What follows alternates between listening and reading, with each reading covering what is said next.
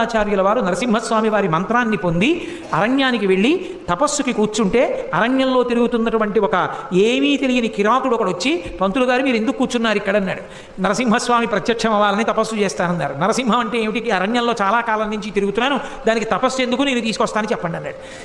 విడిచిపెట్టట్లేదని ఆయన అన్నారు. కింద మనుష్యుడు పైన సింహం, ఆయన కోసం అన్నారు. అది ఈ అడవిలో ఉందా అన్నాడు. ఈ అడవిలో ఉంది అన్నారు. అయితే నేను తీసుకొస్తానులేండి, దానికి తపస్సు ఎందుకన్నారు. ఆయన నవ్వి అన్నారు, నువ్వు తీసుకురాగలవా అన్నాడు. రేపు రాత్రిలోగా తీసుకురాకపోతే నా ప్రాణాలు విడిచేస్తాను పంతులు గారు, సరేనా అన్నాడు. అయ్యో బాబోయ్, వీడు లేనిపోని ప్రతిజ్ఞ చేస్తున్నాడని అలాగే లే అన్నారు.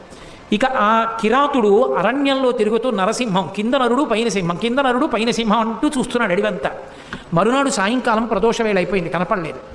అక్కడ బ్రాహ్మణుడికి మాట ఇచ్చాను, తీసుకెళ్ళలేకపోయానని చెప్పి చెట్టు తీగలు తెచ్చి ఉరితాడు పోసుకుందామని చెట్టు కొమ్మకి ఉరి పోసుకుంటున్నాడు.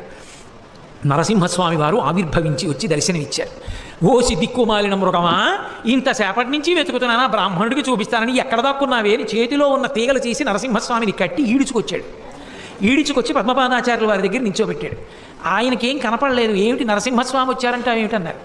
రాకపోవడం ఏమిటి, నిన్న నుంచి వెతుకుతున్నాను, నిద్రాహారం లేకుండా, ఇప్పుడు దొరికింది, సాయంకాలం చచ్చిపోదామంటే అన్నారు.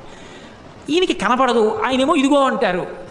అప్పుడు ఆయన కనపడలేదు, మాట వినపడింది పద్మపాదాచార్యుల వారికి.